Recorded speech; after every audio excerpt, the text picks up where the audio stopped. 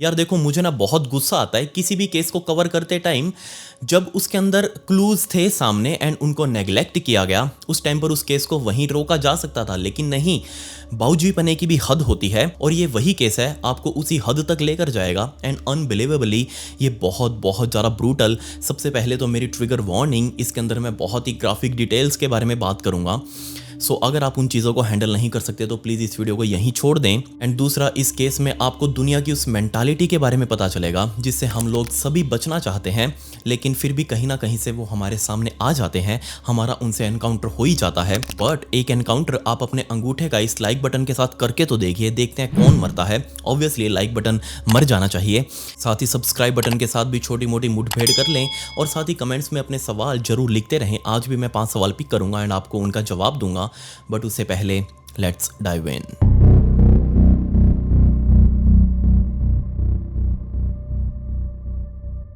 इस केस को समझने के लिए हमें अमेरिका के फ्लोरिडा में जाना पड़ेगा और टाइम था 1963 का, जब इसी फ्लोरिडा के पेरी एरिया के अंदर क्रिस्टीन नाम की इस छोटी सी बच्ची का जन्म हुआ। अब क्रिस्टीन की जिंदगी और उसका परिवार दोनों ही बहुत बड़ी भसड़। ऐसा इसलिए क्योंकि जिस टाइम पर क्रिस्टीन का जन्म हुआ था उसकी माँ सिर्फ 16 सालों की थी एंड उसकी पहले से ही एक और भी बेटी थी, मतलब कि क्रिस्टीन की बड़ी बहन कैरोल। ये 2 बच्चियां क्रिस्टीन की माँ एन ने डिलीवर कर दी 16 साल की उम्र में। इमेजिन करके देखिए। और इससे ज्यादा शॉकिंग बात यह कि क्रिस्टीन का पिता यानी कि एन का हस्बैंड वो 65 साल का, 65 साल 16 साल की लड़की के साथ उनकी शादी हो चुकी थी आपस में एंड 2 बच्चे भी पैदा हो चुके थे। क्रिस्टीन का पिता 65 साल का थॉमस, वो असल में आसपास के जंगली एरिया के अंदर लकड़ियों का काम करता, पेड़ काट काट कर उनको तराश कर उनकी छाल बनाकर बेचना, इसी टाइप का उसका काम था। एंड वो इवेंचुअली अपने दोनों बच्चियों को भी कभी कभी साथ ले जाता एंड जिस दिन वो साथ लेकर जाता, घर आकर देखता तो उसकी पत्नी यानी कि एन, क्रिस्टीन और कैरोल की माँ एन, ये घर से गायब होती। काफी दिनों के लिए वो अपनी बच्चियों को अपने पिता के पास छोड़कर गायब हो जाती। पीछे से थॉमस इन दोनों बच्चियों का ध्यान रखता एंड काफी बार तो जब भी एन वापस आती घर पर तो वो प्रेग्नेंट होती। एंड इन 2 सालों में, जब क्रिस्टीन की उम्र सिर्फ 2 साल की हुई थी, उस टाइम पर एन ने 2 और बच्चों को जन्म दे दिया, 2 लड़के, माइकल और अर्ल। अब ये टोटल 4 बच्चे इस घर के अंदर पैदा हो चुके थे, लेकिन थॉमस, उसको पूरे पक्के तरीके से विश्वास था कि जो 4 बच्चे हैं ना, इसमें से सिर्फ अर्ल, सबसे छोटे वाला लड़का, वही मेरा है, बाकी ये तीनों मेरे नहीं है। लेकिन फिर भी वो उनका ख्याल रखता, बट ख्याल इस टाइप से कि सोतेला व्यवहार करना उन तीनों का, जबकि अर्ल के साथ थोड़ा ज्यादा प्यार करना, बाकी तीनों को बचा कुचा खाना देना, उनके साथ मारपीट करना, ये बहुत यूजुअल था। जब क्रिस्टीन 3 सालों की हुई, उसने अपनी माँ का प्यार नहीं देखा, पिता का सोतेला व्यवहार देखा, बहुत ही गलत इफेक्ट पड़ रहा था चारों बच्चों के ऊपर। लेकिन अर्ल फिर भी वो थोड़ा सा ठीक था। ये थॉमस अपने साथ चारों बच्चों को लेकर जंगल में जाता एंड सभी को वहां ले जाकर मजबूर करता उसकी मदद करने के लिए, लकड़ियां कटवाने के लिए, उनको पैक करने के लिए, इस टाइप के काम उनसे करवाता। एंड इवेंचुअली जब क्रिस्टीन सिर्फ 4 सालों की हुई थी, उस टाइम पर इस थॉमस को जंगल में ऊपर वो पेड़ से नीचे गिर गया एंड उसकी कमर के अंदर काफ़ी भयंकर चोटें आई। वो परमानेंटली बेड के ऊपर आ चुका था। अब क्योंकि वो बेड पर आया, इसलिए उसने अपनी माँ को ढूंढने के लिए चारों बच्चों को अलग अलग जगहों पर भेजा। छोटे छोटे बच्चे अपनी माँ को ढूंढ रहे हैं एंड फाइनली एन इन चारों बच्चों को मिल भी गई। वो उसको पकड़कर वापस घर पर लेकर आए, बताया कि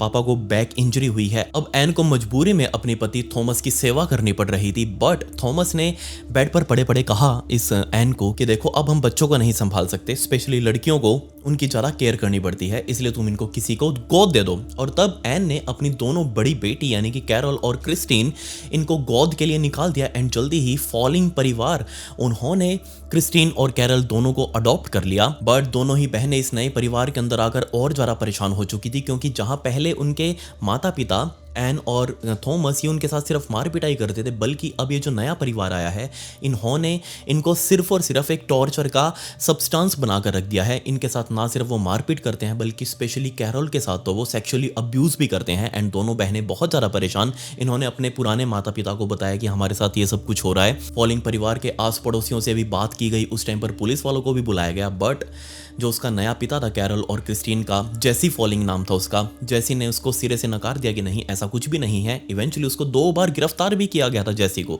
लेकिन दोनों ही बार उसके ऊपर से चार्जेस हटा लिए गए क्योंकि कोई सबूत नहीं मिला। बट ये जो जेसी का परिवार था, कट्टर क्रिश्चियन भी, ये हर संडे चर्च जाते एंड अपनी दोनों बच्चियों को भी साथ में लेकर जाते, कैरोल और क्रिस्टीन को। और वहां का जो फादर था, उसने नोटिस कर लिया कि दोनों बच्चियां बहुत ज़्यादा परेशान रहती हैं। उसने अकेले में इन दोनों बच्चियों से पूछा, दोनों ने बता दिया कि हमारे साथ ये सब कुछ हो रहा है। इसलिए उस उस फादर ने इस पूरे मामले में इंटरवीन किया एंड इन दोनों बच्चों को इस परिवार से लेकर ग्रेट ऑक्स विलेज नाम के एक छोटी सी कम्युनिटी में भेज दिया। ये इस कम्युनिटी के अंदर एक बड़ा सारा शेल्टर पहले से ही बना हुआ था, स्पेशली अनाथ बच्चों के लिए जिनकी कोई केयर नहीं कर सकता, जो नेग्लेक्ट हो चुके हैं या फिर जो अब्यूज का शिकार हो चुके हैं, उन बच्चों को यहाँ रखा जाता था। इसीलिए यहाँ क्रिस्टीन और कैरल भी पहुंच चुकी थी एंड क्रिस्टीन ने बाद में बताया कि जो ग्रेट ऑक्स विलेज में रहने वाला टाइम था ना उसका, ये उसकी पूरी जिंदगी का सबसे गोल्डन टाइम था। यहाँ उसने बहुत मजा किया। बस इस शेल्टर केयर का जो स्टाफ था ये कुछ और ही कह रहा था। इन्होंने बताया कि क्रिस्टीन बहुत ही अजीब सी लड़की, उसने सुबह से शाम तक बस ये ठाना हुआ था कि हर बात को झूठ बोलना है, चाहे उसके लिए वो फायदेमंद हो या ना हो, बस हर बात को उसने झूठा बोलना है। उसने खाना खाया, किसी ने पूछा तो वो मना कर देगी, चाहे उसने खा रखा हो, और अगर ना खा रखा हो तो भी कह देगी कि हाँ खाया है। दूसरा, उसने चोरी करना सीख लिया था। आसपास के और बच्चे जो रह रहे थे इधर उधर से मांग तांग के जो उनको दान वगैरह देकर जाता, उन चीज़ों को वो चुरा लेती। बच्चे बहुत ज़्यादा परेशान हो रहे थे, लेकिन इन सब कामों को करने में क्रिस्टीन को बहुत मजा आ रहा था। एंड अब परेशानी इसलिए भी बढ़ने वाली थी क्योंकि सभी बच्चों के अंदर अब क्रिस्टीन का डर बैठने लगा था। क्यों? क्योंकि जो भी आसपास आवारा बिल्लियां घूम रही होती, ये क्रिस्टीन उनको पकड़ कर ले आती एंड सभी बच्चों को अपने सामने बैठा कर कहती कि देखो देखो देखो, मैं अभी ना इस अलमारी के ऊपर चढ़ूंगी एंड इस बिल्ली को ऊपर से नीचे फेंकूंगी एंड इस बिल्ली को कुछ भी नहीं होगा। एंड ये बार बार उन बिल्लियों के साथ करती, ऊपर से नीचे फेंकती एंड सभी बच्चों को कहती कि देखो अगर 9 बार तक मैं इसको फेंकूंगी तो इसको कुछ नहीं होगा, क्योंकि 9 बार तक कोई भी बिल्ली इस झटके को सहन कर लेगी, और अगर 10वीं बार फेंकूंगी तो वो मर जाएगी। एंड ये हर बिल्ली को मारना चाह रही थी उन सभी बच्चों के सामने। इमेजिन करके देखिए, छोटे छोटे बच्चे हैं, उन सबके ऊपर क्या इफेक्ट पड़ रहा होगा कि उनके सामने एक एनिमल को मारा जा रहा है। बट इस क्रिस्टीन को बहुत मजा आ रहा था। उसने ऊपर से फेंक फेंक कर बिल्लियों को मारना शुरू कर दिया। इसमें भी उसको मजा नहीं आया। तब उसने सभी बच्चों के सामने एक तार से बिल्लियों का गला घोटना शुरू कर दिया एंड दिखाया कि देखो कितना मजा आता है ये सब काम करने में, बिल्ली कैसे तड़प रही है, मजा आ रहा है इसको फील करके। यहाँ तक भी वो नहीं रुकी। नई नई बिल्लियाँ वो डेली लेकर आती बच्चों के सामने एंड चाकू से ऊपर बिल्ली के ऊपर वाले जो स्किन होती है ना पीछे से, उस स्किन से लेकर पीछे उसकी पूंछ तक पूरा चीरा लगाकर उस बिल्ली को खोल देती अपने नंगे हाथों से एंड दिखाती कि देखो बिल्ली के अंदर क्या क्या कुछ होता है। सभी बच्चे बहुत ज़्यादा डर चुके थे कि क्रिस्टीन कैसा बिहेव कर रही है उनके साथ, क्या मेंटालिटी की है ये। बट अब 1973 का टाइम आ चुका था एंड इन सभी कामों की वजह से क्रिस्टीन जो कर रही थी, यहाँ के शेल्टर वाले इतना ज़्यादा परेशान हो चुके थे कि उन्होंने क्रिस्टीन और कैरल दोनों को वापस इसके अडॉप्टिव फैमिली जैसी फॉलिंग उसके परिवार के पास दोबारा भेज दिया। बट कैरल और क्रिस्टीन वहां जाने से डर रहे थे क्योंकि उनको पता था वहां जाएंगे तो वो और ज़्यादा गुस्सा हो चुका होगा उनको ऊपर, क्योंकि जैसी फॉलिंग जिसने अडॉप्ट की थी दोनों बच्चियां, उसको पता लग चुका था कि इन्होंने चर्च के फादर को सब कुछ बता दिया है एंड इसी वजह से इन दोनों बच्चों के ऊपर खार खाए बैठा हुआ था। एंड जैसे दोनों बच्चों को वापस इस परिवार के पास भेजा गया, क्रिस्टीन के ऊपर उतारना शुरू कर दिया। इमेजिन करके देखिए, 4 अक्टूबर 1974 के दिन ये बच्चियां वापस आई थी एंड 15 अक्टूबर 1974 के दिन जब कैरल और क्रिस्टीन अपने स्कूल में पहुंची तो उन दोनों लड़कियों की हालत देखकर ना सिर्फ टीचर्स बल्कि बच्चे भी बहुत ज़्यादा परेशान थे, क्योंकि दोनों ने छोटी मिनी स्कर्ट सी पहनी हुई थी और ये उसके पिता ने यहाँ उनको पहना कर भेजी थी। एंड उनके पूरे पैरों पर बहुत ही गहरे चोटों के निशान थे। स्पेशली उनके पिता ने ये चोट दिखाने के लिए ही, ताकि इन दोनों बच्चियों को शर्म आए, इसलिए उनको मिनी स्कर्ट पहना कर भेजा था, क्योंकि उससे पहले दिन 1 हफ्ते से लगातार इन दोनों बच्चियों के साथ जैसी मारपीट कर रहा था। इनफैक्ट वो तो बार बार इन दोनों बच्चियों के थाइज के ऊपर इतनी जोर से काटता, अपने दांत गड़ा देता अंदर, कि उनकी स्किन भी कटकर थोड़ी थोड़ी साइड में लटक रही थी एंड वो सारे घाव अब बाहर से विजिबल थे। एंड ताकि सारे लोग देख सकें, इन दोनों को शर्म आए और ये अपने परिवार के बारे में कुछ गलत ना बोले, इसलिए उन दोनों को मिनी स्कर्ट्स पहना कर भेजा। ये इंसिडेंट दोनों ही बच्चियों के लिए, कैरल और क्रिस्टीन के लिए बहुत ज़्यादा धक्का देने वाला था। इससे वो इतने ज़्यादा परेशान हुए कि 15 अक्टूबर के दिन वो अपने इस घर से, जैसी फॉलिंग के घर से भाग गई एंड अपनी फ्रेंड कैरल की एक दोस्त थी उसके घर पर गए। उसके माता पिता ने उसको रख भी लिया, बट क्रिस्टीन का वहां मन नहीं लग रहा था। क्रिस्टीन वहां से भागकर अपनी असली माँ एन के पास वापस जा चुकी थी और इस टाइम पर एन ब्लंट्सटाउन फ्लोरिडा के अंदर रह रही थी। ये ब्लंट्सटाउन एक बहुत ही छोटा सा कस्बा, उस टाइम पर इसके अंदर तकरीबन 2-2.5 लोग रह रहे थे, बहुत छोटा था। एंड सारे के सारे लोग एक दूसरे को जानते हैं एंड सारे मोस्टली फार्मिंग कर करके ही अपना गुजारा वगैरह कर रहे थे। सभी एक दूसरे को जानते, सभी की एक दूसरे के साथ अच्छी बनती। एंड यहाँ पर क्रिस्टीन आकर अपनी माँ एन के साथ रहने लगी। अब असली भसड़ इस केस की इसी ब्लंट्सटाउन से शुरू हुई, जब क्रिस्टीन इस ब्लंट्सटाउन के अंदर आकर रहने लगी थी। अब अपनी माँ के पास रहते हुए भी क्रिस्टीन को थोड़ा ही टाइम हुआ था कि 16 साल की उम्र में इस क्रिस्टीन ने अपने से 11 साल बड़े 27 साल के एक लड़के से शादी भी कर ली अपने मर्जी से, बिना अपने पेरेंट्स को बताए, बिना किसी और को बताए, खुद से इन दोनों ने शादी कर ली। बट इस शादी के अगले दिन से ही इन दोनों के बीच में मार पिटाई होने लगी। दोनों के आपस में बन नहीं रही थी। शादी से पहले जो रिलेशनशिप था वो ठीक चल रहा था, शादी के बाद इन दोनों में कंटिन्यू फाइट्स रहने लगी, दोनों एक दूसरे को पीटते। एंड इवेंचुअली शादी के 5वें हफ्ते में तो इस क्रिस्टीन ने इतना भारी 15-20 किलो का जो स्टीरियो था इन्होंने घर में मंगवा रखा था, उस स्टीरियो स्पीकर उठाकर सीधा अपने पति के ऊपर देकर मारा। एंड इसके पति ने डाइवोर्स फाइल कर दिया। एंड शादी के 6 हफ्ते में इनका डाइवोर्स हो भी गया। इमेजिन करके देखिए, सिर्फ 6 हफ्ते शादी चली इनकी। इससे ज़्यादा तो हमारे यहाँ लोग बिना नहाए रह जाते हैं। 6 हफ्ते शादी किसकी टिकती है। बट इस फेल्ड शादी के बाद से क्रिस्टीन की हालत बिगड़ने लगी। उसके अंदर कंटिन्यू अलग अलग नई नई बीमारियां आ रही थी। सिर्फ 2 सालों में, आने वाले 2 सालों में इसने 50 से भी ज़्यादा बार हॉस्पिटल के अंदर अपने आप को एडमिट करवाया, अलग अलग बीमारियों के लिए। कभी इसको आंखों के अंदर लाल डॉट्स दिखाई दे रहे थे, कभी इसके जो पीरियड्स आते उसके अंदर हैवी ब्लीडिंग, इतनी हैवी ब्लीडिंग्स कि इसको अडल्ट डाइपर्स पहनाने पड़ रहे थे। नॉर्मल पैड्स में तो ब्लीडिंग कंट्रोल ही नहीं हो रही थी इसकी। इसके अलावा इसको हेलुसिनेशन, सीजर्स और दौरे अलग अलग टाइप के पड़ते। इसको किसी से भी जाकर लड़ लेती, किसी को भी गाली दे देना एंड अपने आप को बीमार बताकर हॉस्पिटल में एडमिट हो जाना, ये सब कुछ क्रिस्टीन ने 2 सालों के अंदर किया। एंड तब एक ऐसी ही डॉक्टर विजिट में डॉक्टर ने उसको समझाया कि देखो, तुम घर पर खाली पड़ी रहती हो, इसलिए तुमको ये सब कुछ फील होता है, तुम्हें कुछ ना कुछ काम धंधा करना चाहिए। अब तुम्हारी उम्र हो चुकी है, पैसा कमाओ, ताकि तुम बिजी रहोगी, तुम्हारे हाथ में पैसा होगा, तुमको एक अच्छी लाइफ मिलेगी। एंड ये बात क्रिस्टीन को बहुत अच्छे से समझ में आ गई। एंड उसको अब कोई काम मिल नहीं रहा था, क्योंकि वो पढ़ी लिखी नहीं थी, कोई और ढंग का काम तो मिल नहीं रहा था। इसलिए उसने आस पड़ोस में बच्चों का ध्यान रखना शुरू कर दिया। उसको बच्चे बहुत ज्यादा पसंद थे, आस पड़ोसियों को अच्छे से पता था। एंड तब फरवरी 1980 का टाइम आ चुका था। एंड इस टाइम पर वो 2 साल के कैसिडी जॉन्स नाम के एक छोटे से बच्चे का ध्यान रख रही थी। पास ही में पड़ोस में उसका घर था। एंड डेली वो सुबह सुबह कैसिडी जॉन्स के पास चली जाती एंड उसको पूरा दिन खिलाती पिलाती। उसके माता पिता बाहर वर्किंग थे, तो वो मजबूरन अपने बच्चे को यहाँ इस क्रिस्टीन के पास अकेला छोड़कर जाना पड़ता उनको। बट अभी उसको कैसिडी को संभालते हुए सिर्फ 12 दिन ही बीते थे कि 13वें दिन उसने तुरंत 911 डायल किया दोपहर के टाइम पर और जल्दी से इमरजेंसी हेल्पलाइंस को बुलाया कि फटाफट से आओ, यहाँ पर मेडिकल हेल्प की जरूरत है। एक बच्चा उठ नहीं रहा है, वो सांस ठीक से नहीं ले रहा है, उसकी धीरे धीरे नब्ज चल रही है। एंड तब मेडिकल वाले यहाँ पर पहुंचे। उन्होंने देखा कि सामने क्रिस्टीन एक घर के अंदर बच्चे को कंबल में उठाकर हाथ में खड़ी हुई है। एंड उसने तुरंत भागकर उसको एम्बुलेंस में लेटाया एंड उसके ऊपर झुककर उसके मुंह को खोलकर अंदर उसमें सांसें फूकने लगी। एंड इवेंचुअली उस टाइम पर थोड़ा सा होश कैसिडी को आ चुका था। ऑब्वियसली कैसिडी इस टाइम पर बेहोश हो चुका था। जल्दी एम्बुलेंस चाँव चाँव करते हुए हॉस्पिटल पहुंची।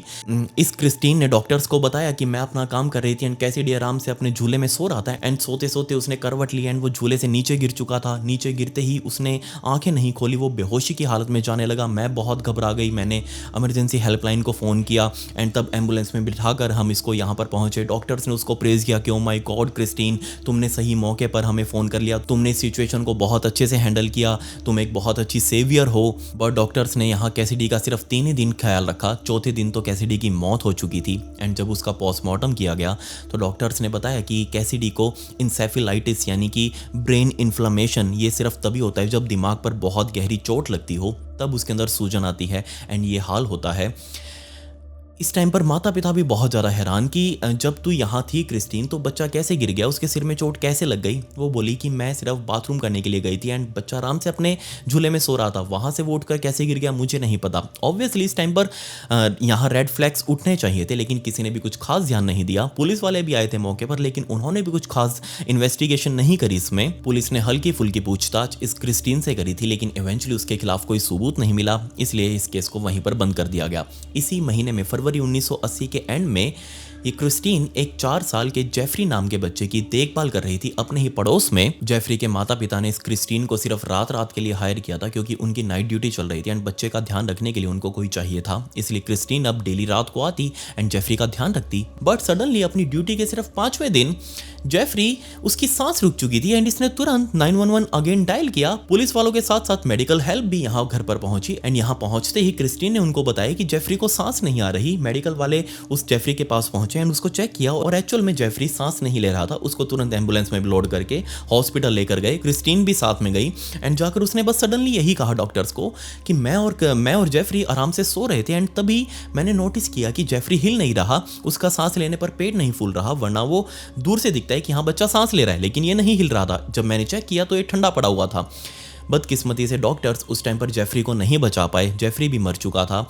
और जब उसका पोस्टमार्टम किया गया तो सामने आया कि जेफरी को मायोकार्डाइटिस, आई एम सॉरी मैं अगर गलत नाम ले रहा हूँ तो मुझे नहीं पता क्या बोलते हैं इसको, ये एक्चुअल में एक हार्ट की कंडीशन होती है जो बहुत ही रेयरली जानलेवा बनती है। इसके अंदर अच्छा खासा टाइम मिलता है पेशेंट को बचाने का और डॉक्टर्स इसको बहुत ईजिली ट्रीट भी कर देते हैं, लेकिन इस केस में जेफरी के लिए जानलेवा बनी, जो कि सबके लिए रेड फ्लैग्स था। एंड अगेन इसके अंदर ये क्रिस्टीन शामिल थी एंड वही डॉक्टर थे जिन्होंने पिछले केस में उस छोटे बच्चों को हैंडल किया था और उसमें भी क्रिस्टीन शामिल थी। क्रिस्टीन को बहुत अच्छे से जानते थे। जाफरी के माता पिता बहुत ज्यादा दुखी थे, लेकिन उनके घर में और भी बच्चे थे। जाफरी का एक छोटा कजन डेविस, उसके माता पिता ने क्रिस्टीन के अंदर कुछ टैलेंट देखा और कहा कि एक काम करो, तुम अब जाफरी तो रहा नहीं तो तुम हमारे बच्चे को संभाल लो। एंड इसके 2 दिनों बाद जाफरी का जब अंतिम संस्कार किया जा रहा था, उस टाइम पर डेविस के माता पिता डेविस को क्रिस्टीन के पास अपने घर छोड़कर जाफरी के अंतिम संस्कार में गए हुए थे। एंड इसी अंतिम संस्कार के बीच में पहले इस क्रिस्टीन ने 911 को फोन किया एंड उसके बाद जाफरी के घर पर फोन किया कि डेविस वो सांस नहीं ले पा रहा, अपनी नींद से नहीं उठ पा रहा। ये सुनकर जाफरी के पेरेंट्स भी बहुत ज्यादा डर गए कि आखिर क्या हुआ। वो तुरंत भागे अपने घर की तरफ एंड डेविस को गोदी में उठाकर सीधा हॉस्पिटल लेकर गए एंड साथ में क्रिस्टीन भी उनके गई। एंड क्रिस्टीन ने डॉक्टर्स को बताया कि वो बस अचानक से सांस नहीं ले पा रहा था एंड जब उसने उसको नींद से उठाने की कोशिश करी तो वो उठा नहीं। जब डॉक्टर्स ने उसकी चेकिंग करी तो उन्होंने बताया कि छोटे से इस डेविस को एक वायरल इन्फेक्शन हुआ है, हम कोशिश करके देखते हैं कुछ हो जाए तो। बट डॉक्टर्स ने अपनी पूरी जी जान लगा दी, लेकिन डेविस को वो बचा नहीं पाए। इमेजिन करके देखिए, डेविस के माता पिता अपने भाई के बच्चे के अंतिम संस्कार में गए हुए थे एंड पीछे से उसका बच्चा ही मर गया। डॉक्टर्स ने यही कहा कि जो इन्फेक्शन डेविस को हुआ था वही शायद हो सकता है जाफरी की मौत का भी कारण बना हो। तो दोनों बच्चों की मौत एक ही इन्फेक्शन की वजह से हुई हो, इसके अंदर और कुछ भी फाउल प्ले नहीं है। किसी ने कोई इन्वेस्टिगेशन नहीं करी, मामला यहीं खत्म हो गया। इसके 1 महीने बाद ये क्रिस्टीन 3 साल के काइल की बेबी सिटिंग कर रही थी एंड तभी उसने 911 को फोन किया अगेन एंड उसके काइल के माता पिता भी यहाँ आए एंड तुरंत काइल को उठाकर हॉस्पिटल लेकर गए। थैंकफुली डॉक्टर्स ने यही कहा कि थोड़ी और देर लेट हो जाते तो यहाँ बहुत बड़ी दिक्कत हो सकती थी काइल के साथ। असल में काइल को मेनिंजाइटिस नाम की एक बीमारी ने घेरा हुआ था एंड वो भी तब जब ये क्रिस्टीन उसकी देखरेख कर रही थी। एंड डॉक्टर सब इस टाइम पर बहुत ज़्यादा हैरान हो चुके थे क्योंकि ये छोटा सा कस्बा ब्लंसटाउन एंड इसके अंदर सभी एक दूसरे को जानते हैं एंड एकदम से बच्चों का ऐसे या तो बहुत ज़्यादा गंभीर बीमार हो जाना या फिर उनकी मौत हो जाना सभी के लिए बहुत ज़्यादा सस्पिशियस था। लेकिन डॉक्टर्स अभी तक समझ नहीं पा रहे कि हो क्या रहा है। इसके बाद 1 साल तक यानी कि 1981 तक ये क्रिस्टीन बिल्कुल शांत बैठी रही, इसने कोई काम नहीं किया या फिर लोगों ने इसको काम देना बंद कर दिया। बट 1 साल बाद फाइनली इसको दोबारा से काम मिला। अब 2 बच्चे, चार्ल्स 3 साल का और 14 महीने का आइल नाम का बेबी, इन दोनों की बेबी सिटिंग इस क्रिस्टीन को करनी थी। एंड तभी जैसे ही उसको कुछ दिन ही बीते थे अभी अपनी नौकरी ज्वाइन किए हुए, तभी 10-11 दिनों बाद ही ये दोनों ही बच्चे बहुत ज़्यादा बीमार पड़ गए। इनके माता पिता तुरंत इसको उठाकर हॉस्पिटल की तरफ भागे। अगेन क्रिस्टीन भी इनके साथ थी, लेकिन डॉक्टर्स भी हैरान। एंड अब इस पॉइंट पर ना सिर्फ डॉक्टर्स ने बल्कि आसपास जितने भी लोग थे, छोटा सा शहर है मैंने आपको बताया, सभी लोगों ने एक से एक डॉट्स मिलाने शुरू कर दिए कि सच में क्रिस्टीन के साथ ये सब कुछ क्यों हो रहा है, इसकी ही किस्मत इतनी ज़्यादा खराब क्यों है कि ये जिस भी बच्चे की देखभाल करती है वो या तो मर जा रहा है या फिर उसकी तबीयत इतनी ज़्यादा खराब हो जा रही है कि डॉक्टर्स के लिए संभालना भी मुश्किल होता है। काइल के माता पिता ने तुरंत क्रिस्टीन को उसकी नौकरी से निकाल दिया। काइल ने फुली रिकवर कर लिया, ये भी अच्छी बात थी। बट अब क्रिस्टीन को कहीं भी काम नहीं मिल रहा। इसके 3 महीने बाद दोबारा से क्रिस्टीन को काम मिला और अब की बार कोई बच्चा नहीं था, बल्कि अब की बार एक बूढ़े आदमी की उसको केयर करनी थी। आई डोंट नो, इसके पास कोई डिग्री भी नहीं थी, फिर भी पता नहीं कैसे उस बूढ़े आदमी के परिवार वालों ने इस क्रिस्टीन को हायर कर लिया। उस बूढ़े आदमी का जिसका नाम विलियम स्विंडल था, विलियम का ध्यान रखने के लिए इसको कैसे हायर कर लिया आई डोंट नो, पता नहीं क्या उनके माइंड में चल रहा था। बट अभी तक बेचारे विलियम की तबीयत खराब थी, वो फुली बेड पर था। लेकिन जिस दिन क्रिस्टीन को हायर किया उस दिन विलियम की मौत हो चुकी थी। तुरंत ही घर वाले विलियम को उठाकर हॉस्पिटल लेकर गए, बट डॉक्टर्स ने उनको डेड घोषित कर दिया। किसी को भी समझ नहीं आया कि क्या हुआ। आफ्टर ऑल डॉक्टर्स ने बस यही कहा कि देखो पुरानी बीमारी थी विलियम को एंड ऑब्वियसली अब उम्र भी हो चुकी थी, 84 साल के हो चुके थे। अब उनकी मौत हो जाना कोई बड़ी बात नहीं थी, किसी को भी कुछ खास शक नहीं हुआ। बेशक उस टाइम पर पुलिस वालों को तो बुलाया गया था, लेकिन अगेन डॉक्टर से जब एक्सप्लेनेशन मांगी गई तो उन्होंने बस हार्ट अटैक ही बताया कि विलियम को हार्ट अटैक आया है और इसमें कोई किसी का भी कोई फाउल प्ले नहीं है। और ये बात यहीं रफा दफा हो गई।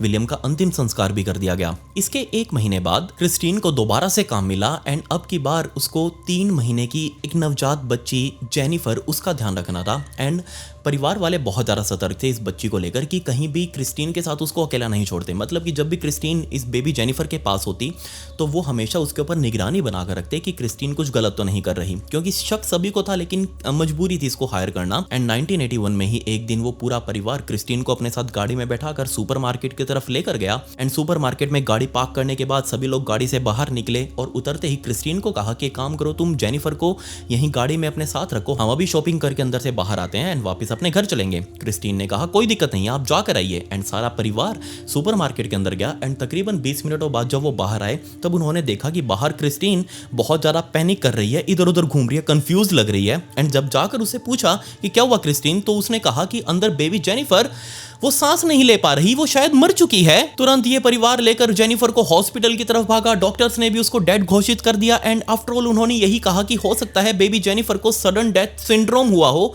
वैक्सीनेशन के बाद ये कई बार हो जाता है। उसमें किसी को फाउल प्ले नहीं दिखा। 3 महीने वाले टीके उस बच्ची को लगे थे एंड किसी को भी इसमें कुछ गलत ही नहीं लगा कि हर टाइम क्रिस्टीन के साथ ये सब कुछ क्यों हो रहा है। बेबी जेनिफर के भी केस की कोई जांच नहीं की गई, इसको भी ऐसे ही बंद कर दिया गया। एंड इसके बाद टाइम बीतता रहा, धीरे धीरे 1982 का टाइम आ चुका था और अब तकरीबन 1 साल बाद दोबारा से क्रिस्टीन सिर्फ एक 10 हफ्ते की यानी कि 2.5 महीने के बच्चे ट्रेविस कोलमैन की देखभाल कर रही थी। उसके केयर टेकर के लिए उसको रखा गया था। पर 10 जुलाई 1982 की दोपहर को एकदम से क्रिस्टीन ने घर के अंदर हो हल्ला मचाना शुरू कर दिया कि ट्रेविस सही से सांस नहीं ले रहा, उसकी सांसें उखड़ रही हैं, गहरी गहरी जल्दी जल्दी सांसें ले रहा है। सभी माता पिता भाग कर आए एंड उसको उठाकर हॉस्पिटल में भर्ती करवाया। पूरा एक हफ्ता ट्रेविस हॉस्पिटल के अंदर एडमिट रहा एंड इवेंचुअली थैंकफुली वो रिकवर कर गया एंड दोबारा से क्रिस्टीन की ही केयर में उसको रख दिया। एंड हॉस्पिटल से छुट्टी मिलने के सिर्फ 10 दिनों बाद दोबारा से ट्रेविस की सांसें उखड़ने लगी। दोबारा से उसके माता पिता ने हॉस्पिटल में भर्ती करवाया, बट अब की बार ट्रेविस नहीं बच पाया, उसकी वहीं पर मौत हो चुकी थी। ट्रेविस के माता पिता ने पुलिस वालों को हॉस्पिटल में बुलाया एंड पुलिस वालों ने इसकी ऑटोप्सी के ऑर्डर करवा दिए। एंड ऑटोप्सी में सामने आया कि ट्रेविस की मौत सफोकेशन की वजह से हुई है एंड उसको अंदर इंटरनल इंजरीज भी हो चुकी थी। एंड इसमें क्लियरली मेंशन था पोस्टमार्टम रिपोर्ट में कि ये इंटरनल इंजरीज तभी आ सकती हैं जब बच्चे को सफोकेट किया गया हो अंदर से। इसके अलावा और किसी भी तरीके से ये अंदरूनी चोटें नहीं लग सकती। बट जो यहाँ के हेड एमओ थे, हेड मेडिकल ऑफिसर, उसने भी ये सारे केसेस पहले पढ़े हुए थे कि पिछले 2 सालों में कैसे बच्चों की मौतें हुई हैं, अजीब बीमारियां उनको लगी हैं और इन सब में क्रिस्टीन शामिल है। उसने अपनी रिपोर्ट में क्रिस्टीन को ही एक विक्टिम बता दिया कि जो सिचुएशंस ऐसी बनी हुई हैं उनकी ये विक्टिम है बेचारी क्रिस्टीन, इसमें इसकी कोई गलती नहीं है, ये गलत टाइम पर गलत जगह पर मौजूद होती है और उस वजह से सब कुछ हो जाता है, इसमें क्रिस्टीन का कोई भी दोष नहीं है। आई मीन ये पॉसिबल भी कैसे था। एंड ये हेड एमओ होती कौन थी जो इस क्रिस्टीन को क्लीन चिट देने वाली थी, इसका क्या हक था, ये क्यों इसके पक्ष में बोल रही थी। इनफैक्ट ये वाली न्यूज तो पूरे शहर के अंदर इतनी तगड़ी फैल चुकी थी कि वहां लोकल न्यूज़पेपर ने क्रिस्टीन के बारे में सुना एंड वो क्रिस्टीन का इंटरव्यू लेने पहुंच गए एंड ये भी बाऊजी बनकर उनके सामने बैठ गई। अखबार वालों का सवाल ही सिर्फ यही था कि आपके केयर के अंदर रहते हुए 5 बच्चे मरे हैं, आप इसके बारे में क्या सोचते हैं। क्रिस्टीन का रिप्लाई था कि मैं हर रात डर डर कर काटती हूं क्योंकि मेरे हाथों से 5 बच्चे जिनकी मैं केयर कर रही थी उनकी मौत मेरे सामने हुई है और एक बड़ा बूढ़ा आदमी जिसको तो मैंने पहले दिन ही उसकी देखरेख करनी शुरू करी थी उसकी भी मौत हो गई। ये मेरे लिए सच में बहुत ज़्यादा डरावना है। उसके बाद मुझे खुद को दौरे पड़ने लग गए, मैं खुद अपनी ज़िंदगी डर डर कर जी रही हूँ। ये इंटरव्यू उस न्यूज़पेपर में छपा एंड पूरे शहर में, आसपास के और भी बड़े बड़े शहरों में इसकी खबर फैल गई। एंड लकीली इसी एरिया का ब्लंसटाउन पुलिस डिपार्टमेंट के ही एक ऑफिसर का ध्यान उस न्यूज़पेपर पर गया एंड जब उसने वो इंटरव्यू पढ़ा तो उसने इसको इग्नोर नहीं किया। उसने तुरंत क्रिस्टीन को इंटरव्यू के लिए बुलाया अपने पास कि पूछताछ करेंगे एक बार तुझसे भी कि क्या बीमारी है। एंड कमाल की बात यहाँ ये थी कि ये इतनी ज़्यादा अटेंशन की भूखी ये तुरंत पहुँच गई पुलिस वालों के पास कि आप भी शायद मेरी खबर अखबार में छपवाएंगे।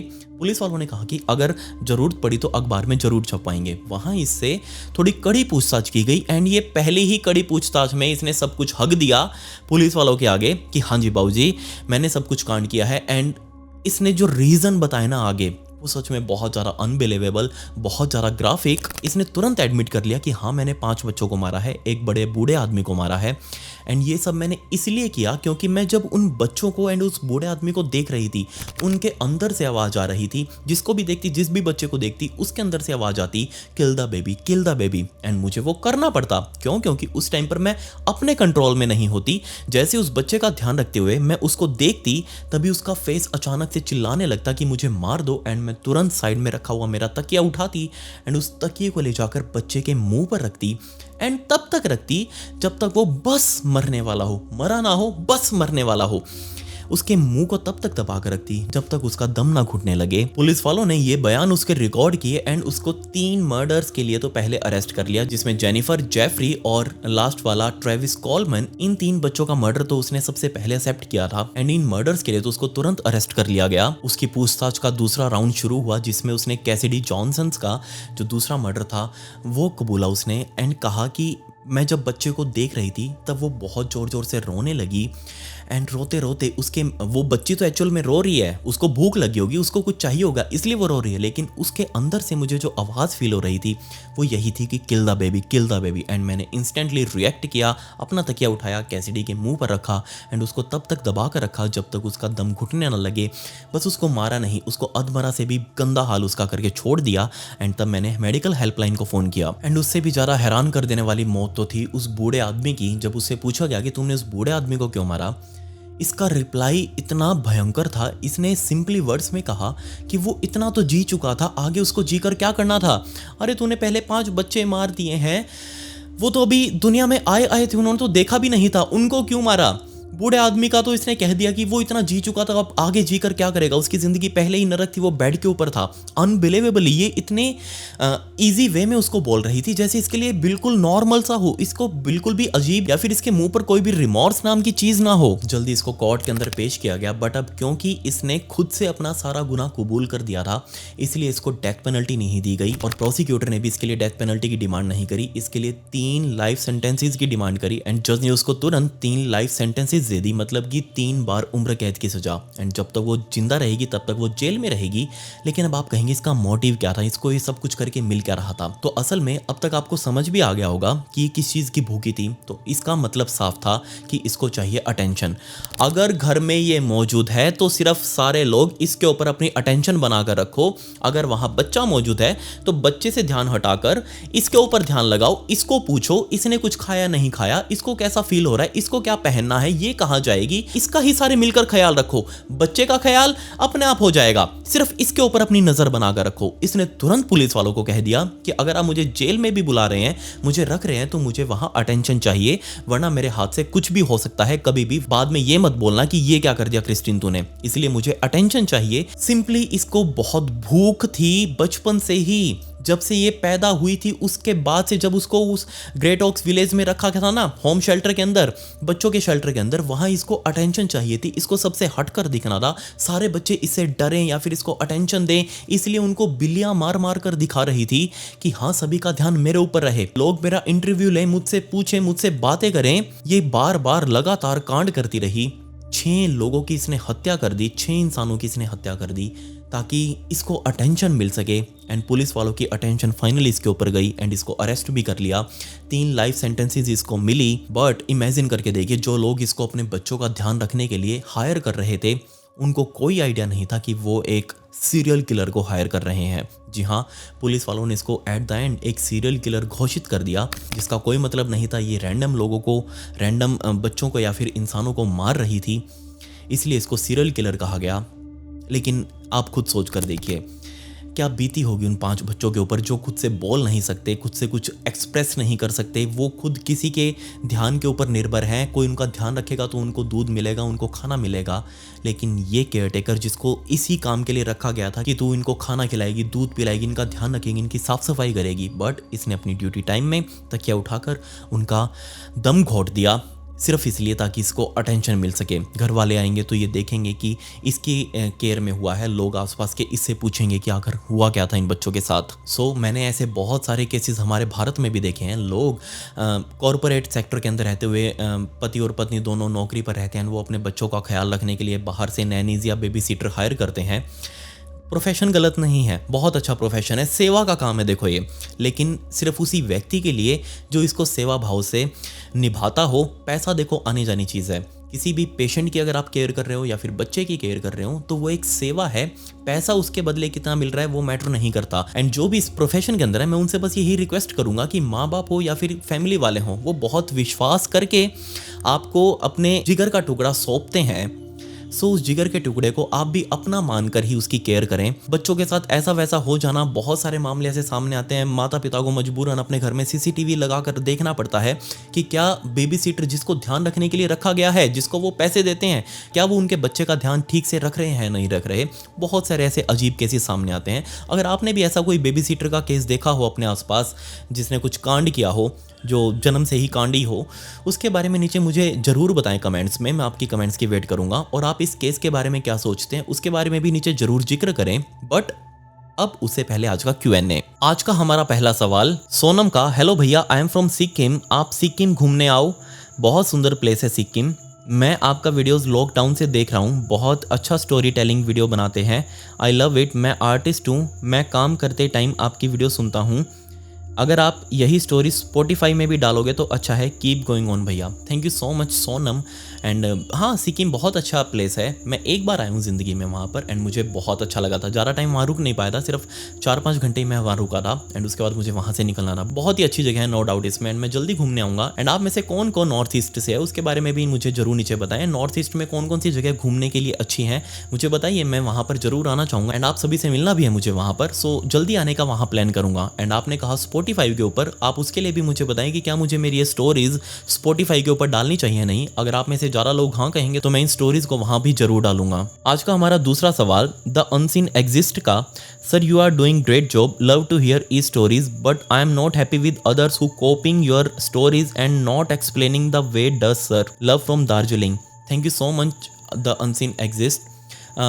देखो ये तो प्रॉब्लम सबके साथ ही होती है, इसमें कोई वो नहीं है। ठीक है, जिसको जैसा करना हो कर ले, मेरी वीडियोस मेरी स्टाइल कॉपी करे, कोई इशू नहीं है मुझे उसमें। मैं अपनी स्टोरीज अपने बेस्ट तरीके से आपके सामने रखने के लिए यहाँ बैठा हूँ। बाकी दुनिया यूट्यूब के ऊपर क्या कर रही है मुझे कोई लेना देना नहीं उससे।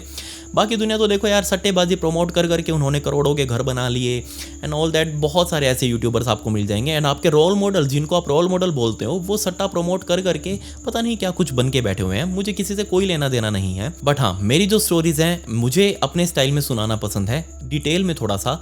सो आई होप आपको भी वो चीज़ अच्छी लगती होगी।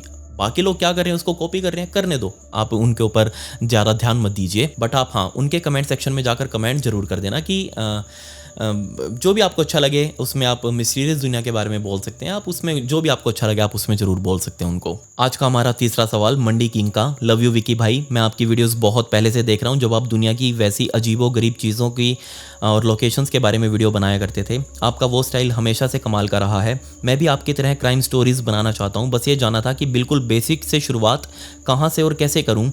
आप जैसा सिंपल और यूनिक स्टाइल मुझे बहुत पसंद है।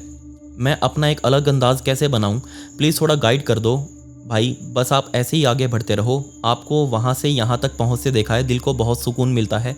मैं हमेशा आपके साथ हूँ।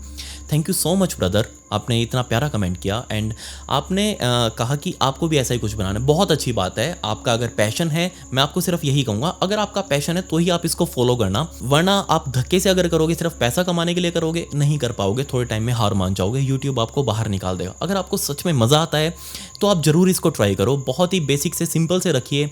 ज़्यादा भी सिस्टम वगैरह के ऊपर, माइक वगैरह के ऊपर पैसे ज़्यादा मत खर्च करना। सिंपल सा बेसिक सा सेटअप रखना, पीछे ग्रीन स्क्रीन लगाकर सामने कैमरा या फिर फ़ोन का कैमरा भी यूज़ कर सकते हैं, उनको लगाकर खुद की स्क्रिप्ट लिखना, खुद का नया अंदाज़। तो देखो मैं क्या बताऊँ, मेरा अंदाज़ मैं तो मेरे बारे में तो बता सकता हूँ। अब आपको कैसा अंदाज़ पसंद है वो आप खुद उसको डेवलप करेंगे। सो आप खुद अपने अंदर झांक कर देखिए आप कैसे स्टोरी सुना सकते हैं। एंड ऑब्वियसली यूट्यूब सबके लिए है, आप भी आइए वहाँ पर, बट बेसिक से शुरुआत करना, पैसा ज़्यादा इन्वेस्ट अभी मत करना। आज का हमारा चौथा सवाल हनी बनी का। अस्सलाम वालेकुम भाई, मैं चाहती हूँ कि आप ऑडियंस से उनकी रियल हॉरर स्टोरीज़ लेके उनको एक्सप्लेन करके सुनाओ। बहुत सारे लोग होंगे जिनके साथ रियल हॉरर इंसिडेंट हुए होंगे। Thank you so much and नमस्ते। देखिए बहुत अच्छा आपने आइडिया दिया है। मैं खुद चाहता हूं कि आप मुझे अपने इंसिडेंट्स पर्सनली आकर बताएं एंड मैं आपकी प्राइवेसी को मेंटेन करते हुए, आपका बिना नाम लिए बिना जगह को डिस्कस करे, आपकी खुद की रियल स्टोरीज मैं बताना चाहता हूं, बट मेरे दूसरे पॉडकास्ट वाले चैनल के ऊपर। आप आइए मेरे इंस्टा के ऊपर, आप मेरे साथ अपने एक्सपीरियंस को शेयर करिएगा। बढ़िया बढ़िया होंगे तो उनको ज़रूर मैं कवर करूँगा पॉडकास्ट वाले चैनल के ऊपर। मेरे पॉडकास्ट चैनल का लिंक नीचे है, नीचे साथ में इंस्टाग्राम का भी लिंक है। आप इंस्टाग्राम पर आकर मेरे साथ अपने पर्सनल हॉरर एक्सपीरियंस शेयर कर सकते हैं, मैं उनको स्टोरी के अंदर जरूर कवर करूंगा। आज का हमारा पांचवा सवाल, बिग शॉट्स विद मी। क्या कभी आपके साथ आपके चैनल के केस जैसा इंसिडेंट हुआ है? क्या आपके नज़दीक में सिमिलर, मैं समझ रहा हूँ आप क्या पूछना चाह रहे हो। एक्चुअली में इनका सवाल ये है कि क्या जो मैं जिस टाइप की स्टोरीज़ डालता हूँ वैसा कुछ हमारे इलाके में हुआ है। बहुत सारे होते हैं, but you know Indian murders या फिर इंडियन क्राइम स्टोरी बहुत सिमिलर सी रहती हैं। मैंने आपको पहले भी बताया है कहाँ तक जा सकती है यहाँ की सोच, या तो लड़की के ऊपर या फिर लड़के के ऊपर लव ट्रायंगल में फंसकर एक दूसरे को मार देंगे, या फिर पैसों के लेन देन में मार देंगे। कुछ भी अजीब तो मिलता है, बहुत ही सिमिलर सी रहती हैं। इसीलिए मैं इंडियन क्राइम स्टोरीज़ को ना के बराबर कवर करता हूँ। मुझे मज़ा नहीं आता, मुझे आता है मज़ा बाहर के। वहाँ मुझे यूनिक मोटिव्स मिलते हैं, तरीका मिलता है, लोगों ने कैसे कैसे सोच लगाई होगी, उनके दिमाग में उस टाइम पर क्या मेंटालिटी चल रही होगी, वो सारा सोचता हूँ मैं, तब मुझे बाहर का माल मिलता है। वो सब मैं आपके सामने स्टोरी के टाइप में रखता हूँ। सो इसीलिए बहुत सारे होते हैं कांड तो यहाँ आसपास भी, लेकिन मैं उन चीज़ों को कवर नहीं करता क्योंकि मज़ा नहीं आता कवर करने में। सो ये मेरे इंस्टाग्राम आईडीज़ का लिंक आपको डिस्क्रिप्शन में भी मिल जाएगा, आप वहाँ कर मुझे फॉलो जरूर कर लें। वहाँ पर भी मैं ऐसी ही स्टोरीज़ को रील्स फॉर्मेट में डालता हूँ। आपके हाथ से फॉलो बटन जरूर क्लिक हो जाना चाहिए। पिछली वीडियो का शाउट आउट अभिषेक शर्मा को and comment pick me to get a shout out in next video. मिलते हैं अगली वीडियो में। ये वीडियो देखने के लिए धन्यवाद।